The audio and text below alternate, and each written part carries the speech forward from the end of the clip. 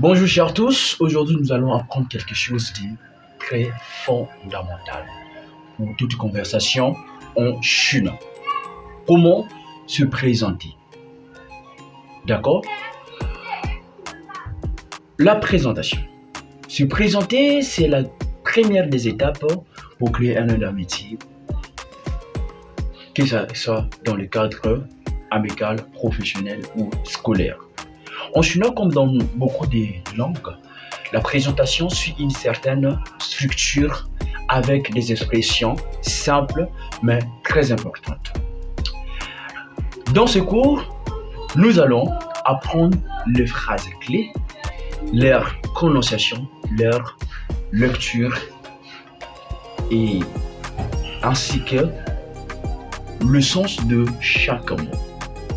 Les étapes à connaître pour bien se présenter en chinois. Alors, comment dire bonjour? La toute première étape ici, c'est dire bonjour.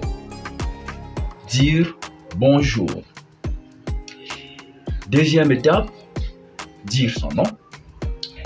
La troisième étape, c'est de donner son âge. Quatrième étape, dire sa nationalité. La cinquième étape, dire sa profession. Sixième étape, dire où on habite. Et la toute dernière que j'ai notée ici, c'est partager son loisir ou sa profession. Alors, nous allons commencer par la toute première étape que nous y avions citée. Dire bonjour. Avant tout, je vous demande d'abord de liker, partager cette vidéo. Alors, comment dire bonjour en chinois? Alors, il y a plusieurs manières de dire bonjour en chinois. Plusieurs façons de dire bonjour en chinois. En chinois, il y a d'abord la notion de temps qui intervient. À quel moment il faut dire bonjour? À quel moment il faut dire bonsoir? À quel moment il faut dire bonne nuit? Ok? Alors, pour dire bonjour, je vous dis déjà, c'est très simple. Très simple. C'est juste le mot ni hao. Ni hao. Ni hao, ça veut dire bonjour. Dès que vous arrivez là où il y a beaucoup de gens, je les salue pour dire bonjour à tous. Hao. Alors, la deuxième étape, c'était de donner le nom en chinois. Quelle est la structure? La structure, wo zao. Wo zao. Donc, wo zao, vous mettez votre nom. Par exemple, wo zao Brisney. Ok? Et vous, c'est? Quel est votre nom? Moi, c'est Brisney. Donc, donner le nom, c'est simple. Je vais dire wo zao Brisney. Le zao, c'est le verbe s'appeler, le verbe appeler. Le wa, c'est le pronom personnel j'ai. Donc, wo zao Brisney. Alors, troisième étape, donner l'âge. La structure, c'est wo ji nian sui.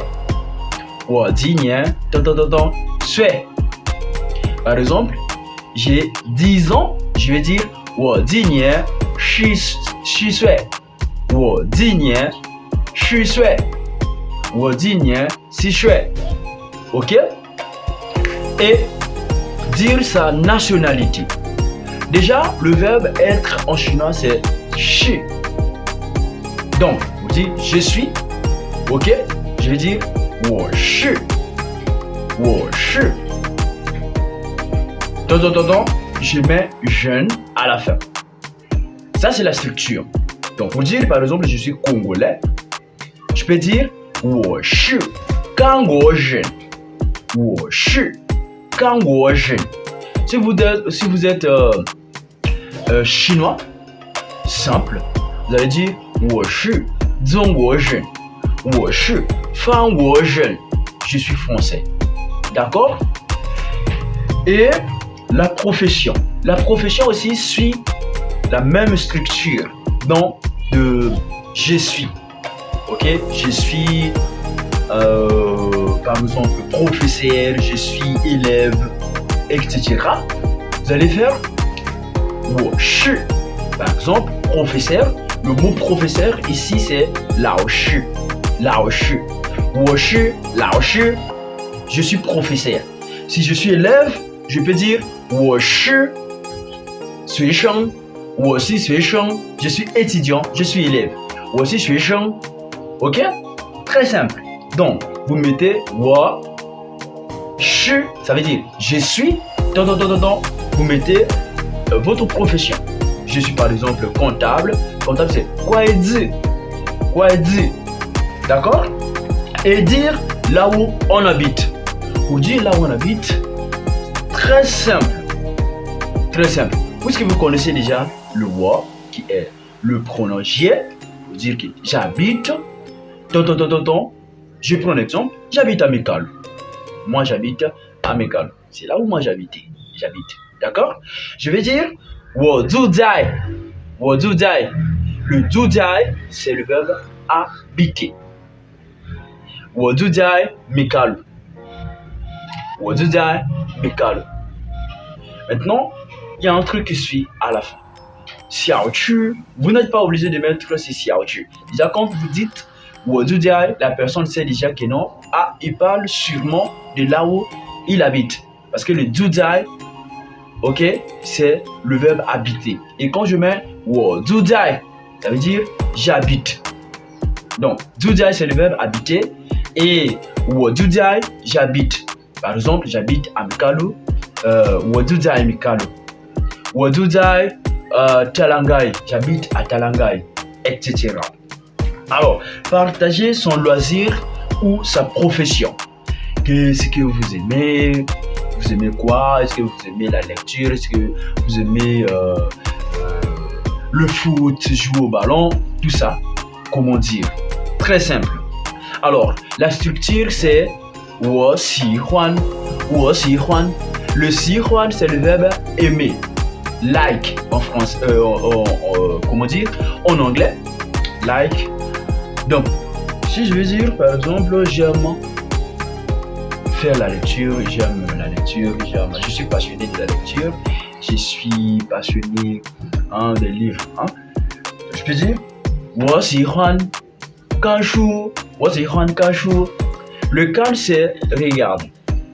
Kan c'est le verbe regarder. Et le chou c'est livre. En chinois, cette expression se traduit littéralement regarder les livres. Or, le vrai sens c'est lire. D'accord? Donc, en chinois, forcément, quand tu regardes un livre, ça veut dire que non, tu le lis. Donc, le fait de regarder les livres en chinois prend le sens de lire. Donc, je regarde des livres. Ici, c'est je lis. 我喜欢看书. 我喜欢蜘蛛座. 我喜欢蜘蛛座. Ça veut dire j'aime jouer au foot. Alors, donc, l'étape première, c'était dire bonjour, donner le nom plutôt, donner le nom, dire sa nationalité, donner l'âge, la profession, là où on habite, et on est allé chuter sur comment partager son loisir.